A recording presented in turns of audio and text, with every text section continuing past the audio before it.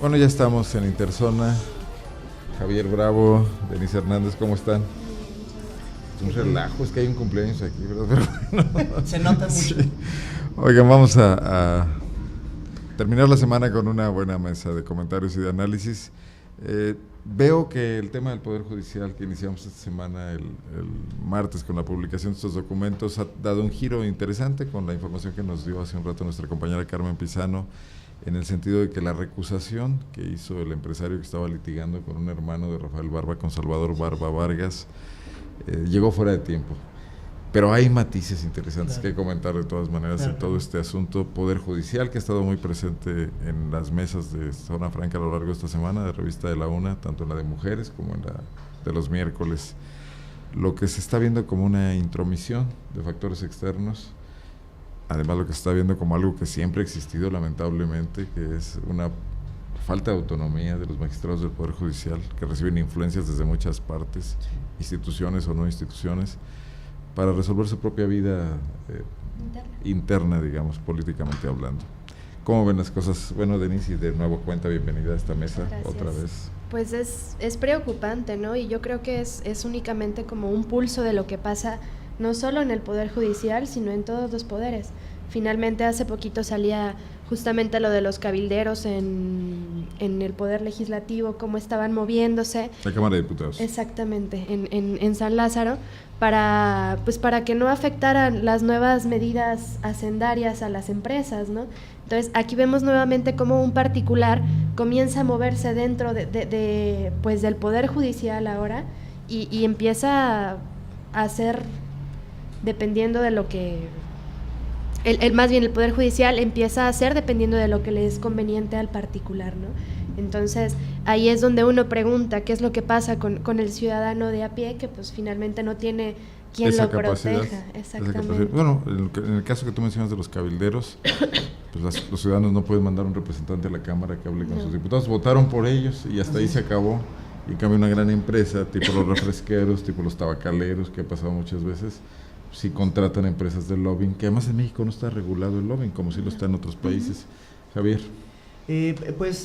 Comentaba finalmente la declaración de Alfonso Fragoso, ¿no? En el sentido de que no se pudo sostener la requisición, que Claudia Barrera finalmente falló conforme a derecho.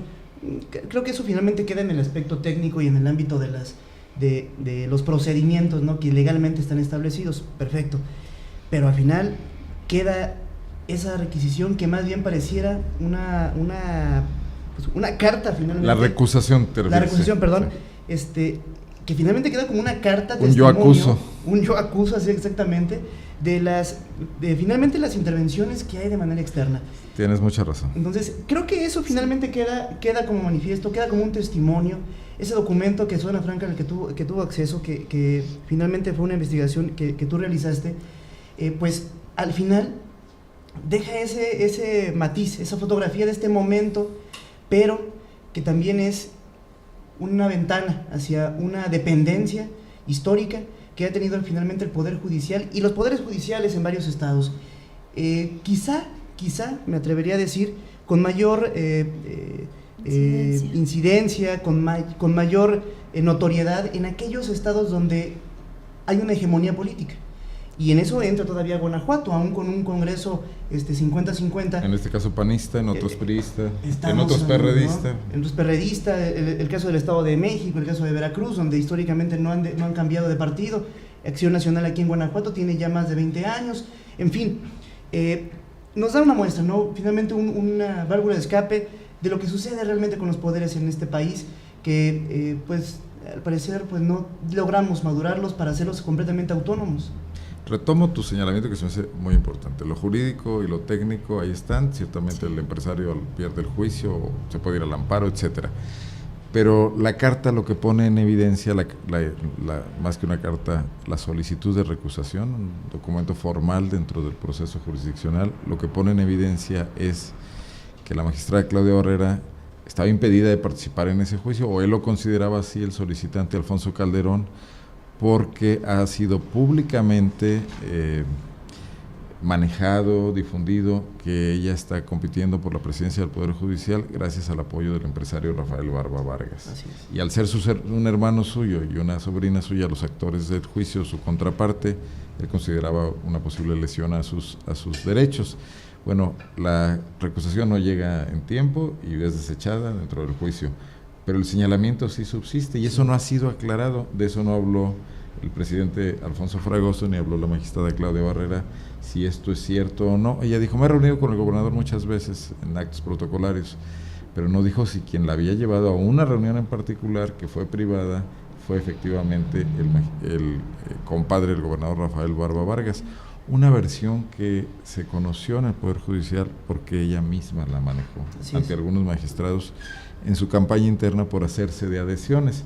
Hay que recordar que en el Poder Judicial no es un asunto un poco complejo, no es simple, pues, o sea, sí tienen que ir a recoger el voto de los otros magistrados, son 21, pero sí hay también una cierta bendición desde el Poder Ejecutivo, desde el gobernador, que en este caso se estaba dando, presumiblemente, a trasmano, a través del empresario Rafael Barba, compadre del gobernador.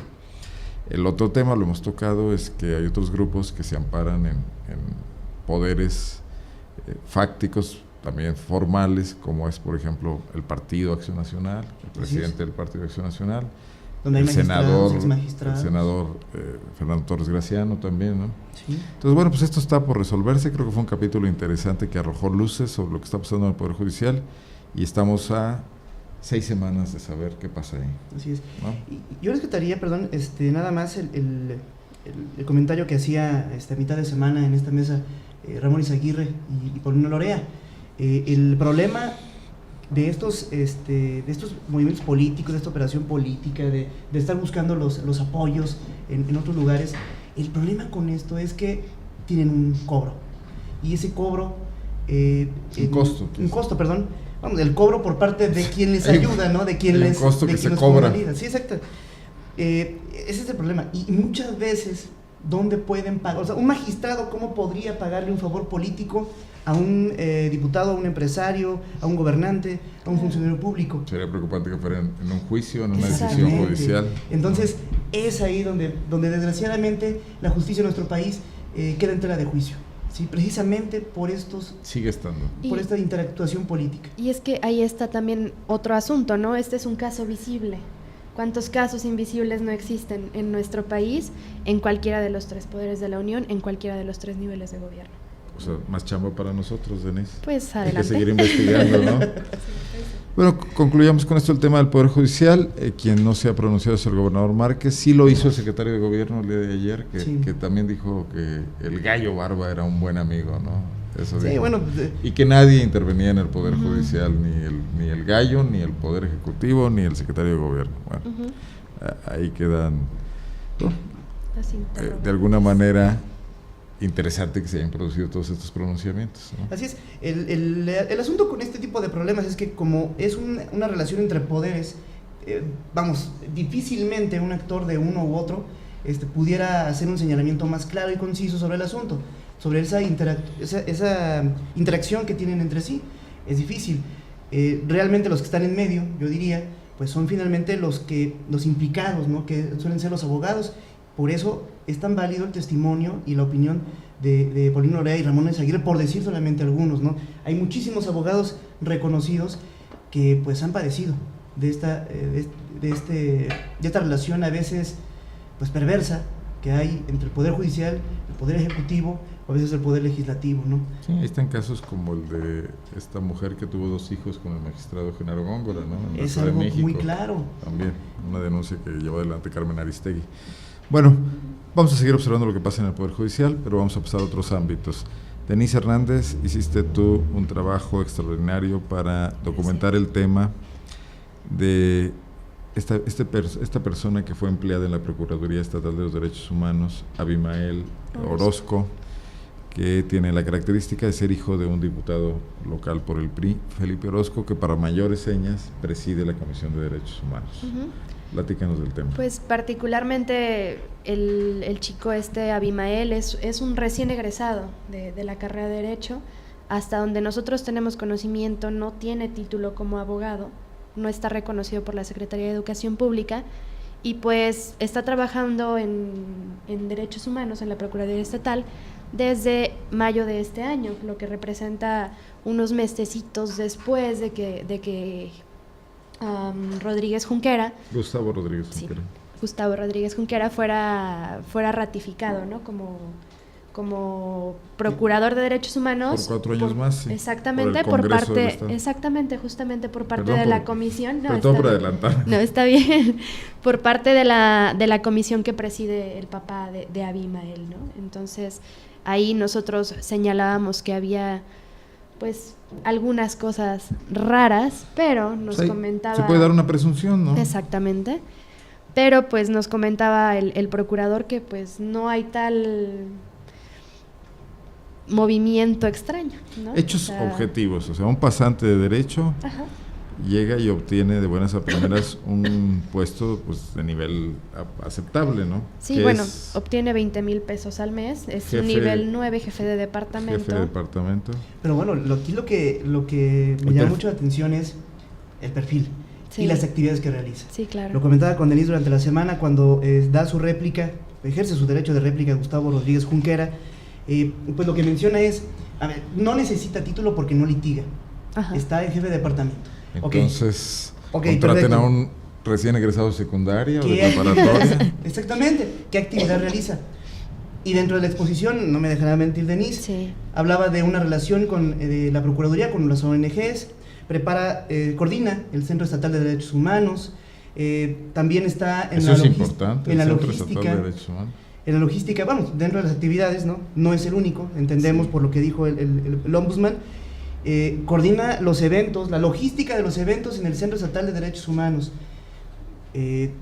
Yo quisiera saber qué puesto es ese, porque tiene múltiples responsabilidades, es jefe de departamento, eso es importante decirlo porque dentro del gobierno, vamos, por la oportunidad que he tenido yo de conocer los escalafones en el gobierno, prácticamente, primero, el servicio civil de carrera es letra muerta, ¿sí? Eso lo discutíamos con Denise. Y particularmente en este gobierno ha pasado más aún que se ha pasado por encima. Ahora bien, ahí es importantísimo llenar un currículum electrónico. Es un requisito fundamental, no puedes pasar al siguiente... Aunque estás hablando de un organismo que mantiene autonomía con respecto al poder ejecutivo. Pero también tiene su servicio civil, vamos, también tiene sus filtros. ¿Cómo es posible que cuando solicitamos la información le hayan negado un currículum a Denise porque no lo tenían? Sí. ¿Y todavía no sale el currículum? No, nada más lo que sí nos dijeron es, lo que tenemos es su certificado total de estudios, ¿no? No tenemos absolutamente más, no tenemos cédula profesional, no tenemos título profesional. Pero no te lo proporcionaron, no tenemos nada, ni el currículum también lo pedí. Pues demasiados cabos sueltos. La Comisión de Derechos Humanos, que es una instancia que debería estar muy abierta a la sociedad, porque es una defensora de derechos sociales, pues se cierra y se convierte en una instancia burocrática más de favoritismos y de ocultamiento de la información. Eso es algo que lo que más me parece riesgoso en este asunto, ¿no? Y pues finalmente lo que mencionaba un abogado que nosotros consultamos, un doctor en Derecho, es que pues una institución que, como usted menciona, debería ser ejemplar en el manejo de los derechos humanos, está cerrando oportunidades a otros perfiles. Los derechos, exactamente. Está cerrando oportunidades a otros perfiles y a otras personas que probablemente tengan mejores credenciales que Abimael por el hecho de que, y justamente nos lo decían en la Procuraduría, el mismo papá de Abimael entregó su currículum a la Procuraduría. O sea, el que realizó la... Y luego él lo negó, el diputado lo negó. Estamos aquí frente a varias contradicciones. Exacto. O sea, la Procuraduría nos dice, el papá nos lo recomendó. Y ahora el abogado, el diputado, dice, no es cierto, ¿no? Varias cosas preocupantes, Denise y Javier, que también se convierte en un intercambio de favores el tema de la ratificación del Procurador de los Derechos Humanos, ¿no? Y volvemos... probablemente no haya sido fundamental, pero él preside la comisión, él elaboró el dictamen. Pero ahí volvemos a lo mismo, ¿no? Que del asunto anterior, del gallo barba. Es un pago de favores, y en política sabemos que absolutamente nada es fortuito. Entonces ahí lo volvemos a ver, ¿no? ¿Qué es lo que está pasando? Yo te dejo hacer, pero ahora tú me pagas lo que te dejé yo hacer, ¿no? Entonces... sí hay que hacer una revisión más allá del señalamiento, ¿no? Y también, y pues dijo el procurador, perdón, que seguramente se iba a revisar, pero pues dijo, ¿no? Estamos a la estaremos espera. pendientes. Sí preocupa, como decía, nada más que sea en una institución como la Procuraduría Estatal de los Derechos Humanos. Y es que Pero déjenme decirles una cosa, los procuradores de los derechos humanos, cuando son ratificados en su segundo periodo, bajan mucho el ritmo de actividad que tuvieron en su primer periodo. Pasan el examen, que es algo que, por ejemplo, hay que tomarlo en cuenta porque pues tenemos enfrente el debate de los alcaldes y su posible reelección, ¿no? Un alcalde puede trabajar muy duro para lograr la reelección y en el segundo periodo, donde ya no puede ser reelecto, tirarse a la hamaca. ¿Qué pasa con los procuradores de los derechos humanos? Regularmente tratan de buscar, cuando ya están en su segundo periodo y no pueden ser nuevamente ratificados, un cargo público. Y esto es en la administración. Y esto quiere decir que le bajen el tono a muchas de las actividades que deberían realizar, precisamente de enfrentar decisiones de las autoridades, claro, porque son violatorias de defensa de derechos humanos, de un procurador de justicia, de presidentes municipales, etcétera. Por ejemplo, Felipe Orozco es priista, es diputado priista, es un activista, viene del viejo huintilismo, es muy cercano a Alejandro Arias, por ejemplo, ¿no? Un día de esto se puede presentar a la Procuraduría de los Derechos Humanos también a pedir el favor de que un presidente municipal que merece una sanción, pues que no, que le baje un poquito. Ya estando en el tráfico de dimes y diretes. Sí, ¿no? sí, no, ya rompiendo, ya han roto el turrón. Ya, claro, sí, claro, ¿no? Pues, qué buena frase esa, ¿no? Bueno, ¿quieren que pasemos a otro tema? Después de, bueno, nos quedamos como cereza del pastel con la frase de Javier. Quisiera subrayar nada más una cuestión. La gravedad del asunto, y me parece que es un asunto ya de justicia social, que derechos humanos también, en el que también derechos humanos está inmiscuido, porque prácticamente ellos retoman una práctica ya antiquísima y presente y real en la burocracia, no solamente estatal, sino ya de todo el país. Lo que decíamos del servicio civil de carrera, ¿no? La injusticia de darle finalmente al hijo de un político un puesto... Un político con el que tienes que ver directamente. Claro. ¿No? Que lo hace todavía más visible. Le otorgas un puesto de jefe con 20,000 pesos al mes, ¿sí? No es poca cosa. No. Y ahí es donde lo llevamos al terreno, vamos, de la ciudadanía en general, ¿no? Y es lo que mencionaba el doctor en Derecho Fiscal, si mal no recuerdo, Derecho, César sí. Domínguez, a quien consultamos sobre este tema, reprobando, ¿no? Es decir, hay muchos recién egresados de la licenciatura en Derecho, sí, una de las licenciaturas con mayor desocupación. ¿Por qué? Porque es de las más saturadas. Sí. ¿Sí? Eso está comprobado y en cualquier entidad está presente ese fenómeno. Pues bueno, ellos se enfrentan a un campo laboral, primero insuficiente y segundo mal pagado. Porque muchos de ellos pudiendo tener bastantes más méritos académicos, que por ejemplo, tesis terminadas. Lo que justamente decía el abogado Domínguez era, híjole, le están pagando 11,000 pesos, ¿no? O sea, a los recién egresados lo máximo que se les llega a pagar son 11,000 pesos y no puede ser posible que alguien que el máximo mérito. Incluso César ahí es optimista porque como auxiliares en un despacho llegan a ganar 5 o 6 sí, mil. o sea, está de 3,000 pesos a 11,000 pesos el sueldo de un abogado en Guanajuato, de acuerdo con la Secretaría del Trabajo Federal. Y el asunto es, y lo mencionaba César, no puede ser que haya personas que tengan mejores credenciales que Abimael, pero no tengan el trabajo de Abimael porque no tienen el mérito de ser hijos. La suerte, que no es mérito. Bueno. La circunstancia, digamos. Sí, o sea, no son hijos de un diputado que tenga tales conexiones, que no le recibe el procurador en la mano el currículum del hijo.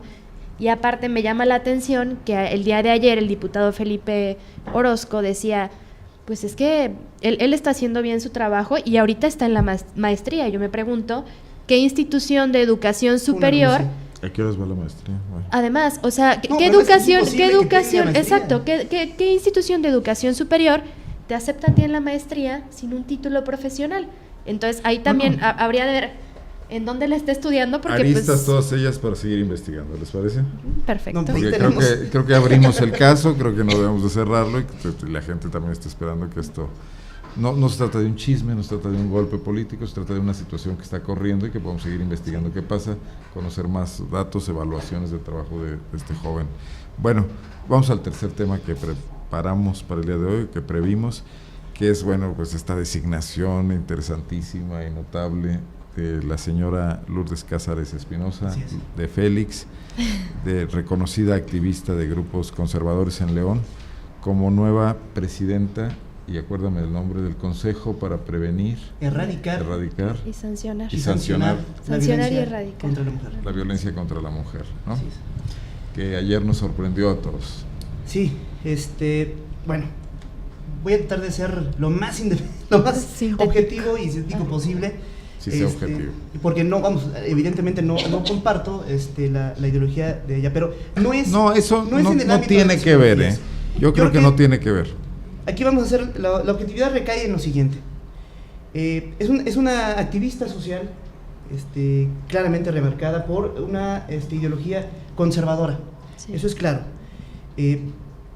Diversas columnas así lo demuestran, actividad pública así lo confirma, y dentro de este ejercicio ella ha defendido las políticas públicas del gobierno estatal. Uh-huh. Ella ha contradicho lo propuesto por las organizaciones no gubernamentales acerca de la violencia de género, sí, y la incidencia de los feminicidios en el Estado. Yo me imagino, yo me pregunto, ¿qué pluralidad pudiera tener un consejo ciudadano que se supone debería de ser un contrapeso a las directrices del gobierno estatal? Sí. O sea, es más papista que el Papa, eso es a lo que te quieres referir. Vamos, ¿qué pluralidad y qué contrapeso vas a tener? ¿De qué te va a servir? O sea, las críticas a las políticas del gobierno, que tú eres muy generoso al decir que hay políticas públicas, no hay políticas públicas, más bien a las actitudes de los funcionarios es que no han ido bastante en abono a la perspectiva de género. Exactamente. Y nombres en el consejo que va a vigilar eso a una enemiga de la perspectiva de género, sí, porque hay que recordar que Lourdes Cázares es defensora de la perspectiva de familia, que en el debate académico con respecto al tema de igualdad y diferencia son dos visiones muy contrapuestas, sí, ¿no? Incluso es lo que late en temas como la conciliación. Quienes hacen prevalecer la perspectiva, sí, de familia pretenden que familias donde ha habido violencia intrafamiliar traten de reconciliarse y de recomponerse. La perspectiva de género en todo el mundo está muy claro en los lineamientos de las Naciones Unidas, que es lo que tratan de aplicar, es evitar eso, porque ha probado, no por otra cosa más que porque ha probado en la práctica que una de las mayores causas de muertes de mujeres es la insistencia, sí, en reconciliar matrimonios que están rotos, porque se han roto por la violencia. Sí, claro. Muchos de ellos, y más en nuestro país. Entonces, aquí yo creo en España y en muchas partes. Para cerrar esta idea, esto confirma la tesis que comentábamos semanas atrás acerca de los consejos ciudadanos. Estos consejos ciudadanos que desgraciadamente nada más han servido para convalidar las decisiones del gobierno. Entonces, ¿qué contrapeso? ¿De qué te va a servir tener a alguien que te aplaude a cada paso que das? Vamos... que incluso te puede reprochar que no seas más radical. No, justamente yo creo que el asunto es como mencionaba Ángeles López del Centro de Derechos Humanos Victoria 10, es un asunto de simulación. O sea, es una medida que está reaccionando. Cumples el requisito. Exactamente, ¿no? Y lo cumples además tarde, porque estamos hablando de una entidad federativa en la que se tuvo que pelear y se tuvo que acudir a instancias incluso internacionales para que se pudiera aprobar una ley que obligue al gobierno a proteger a las mujeres, ¿no? Que estaba ordenada a nivel nacional por una ley general. Exactamente, y hasta el momento en el que se ejerció presión por parte de las ONGs, fue que el gobierno de Guanajuato dijo, pues órale va, ¿no? Pero la cosa es que no se ha aplicado. Más que órale va, dijo, bueno, está bien, ni modo. Sí, exacto. Porque fue a regañadientes. Exacto, o sea, se esperan y todavía se esperan para hacer un consejo, pero aparte hacen un consejo a modo, ¿no? Entonces, ahí estamos a modo de viendo... una ideología conservadora. Exacto. Varios personajes ahí lo muestran. Pero, a ver, el gobierno está siendo cuestionado en sus políticas de la equidad. Así es. Y de defensa de las mujeres por las ONGs, que son, digamos, yo diría un poco más de izquierda, por ubicar una geografía pues un poco más... Sí, claramente. Menos conservadoras. Bueno, yo no diría, por ejemplo, que Ángeles López es una mujer radical, yo creo que es una mujer muy centrada, quizás Verónica Cruz sí. Pero para dar respuesta a lo que están cuestionando esta ala del espectro, les designas a alguien de esta ala del espectro. Es como declarar la guerra, sí, ¿no? Es como decir, vamos con todo contra ustedes. Más cuando no hay representación de esta ala en el Consejo, ¿no? Y sí se me hace un acto muy sectario en términos de política gubernamental haber hecho esto, ¿no? Me parece una provocación realmente, porque se hubiera podido buscar a alguien del centro. Sí, claro. Algún especialista, no radical, pero tampoco con tantos prejuicios como Lourdes Cázares, que trate de incluir a todos. Obviamente hay una polémica vigente, obviamente hay un debate tenso, pero la posición gubernamental es que todo el mundo esté representado y que pues se puedan salir con algún piso común donde todos estén de acuerdo en una política, y eso es lo que no se ve en esta decisión. Algo caracteriza a los extremos en las alas de la política, ¿no? La derecha y la izquierda: la intolerancia. Sí. Eso es lo que a mí me preocupa ante este nombramiento, ¿no? Lo que me llama la atención y lo que me prende los focos para estar al pendiente de cómo se va a dar esa interrelación con las organizaciones civiles. Los extremos son intolerantes. Yo quisiera regresar un poco rapidísimo, tratando de ser muy sintético, regresando a ese capítulo de la quema de libros en el centro de la ciudad de León, en esta ciudad de León. Es un episodio que no hay que olvidar, que es lamentable. Es muy significativo, porque la fotografía de ese momento era la siguiente: tenías en el gobierno panista en ese momento federal, de Calderón, un gobierno que estaba tratando de liberar una válvula de escape que se llamaba el grupo de ultraderecha, en ese momento el Yunque, ¿no? Tenías a dos personajes claves, en dos dependencias claves, ¿no? Que era la Secretaría de Salud por un lado, con José Ángel Córdoba Villalobos, de derecha moderada, y Lujambio en la Secretaría de Educación Pública, también no reconocido por una derecha, pero muy un panista muy civilista, de la tradición panista, muy abierta, ¿no? Ciudadana, digámoslo así. Ahí están las fotos. Ahí están las imágenes de ese momento, pues vergonzoso para Guanajuato a nivel nacional, porque fue altamente criticado. Bueno, ¿cuál es el debate que tenían en el lado de salud? A nivel interno, dentro del PAN, ¿sí? La ultraderecha estaba cuestionando aquella aprobación de la norma oficial mexicana para permitir el aborto en casos donde se pone en riesgo la vida de la mujer. José Ángel Córdoba Villalobos la defendió a capa y espada y salió la norma. No estamos hablando de una ley, por supuesto, pero estamos hablando de un movimiento que fue altamente criticado y manifestado también públicamente, panistas en contra de José Ángel Córdoba.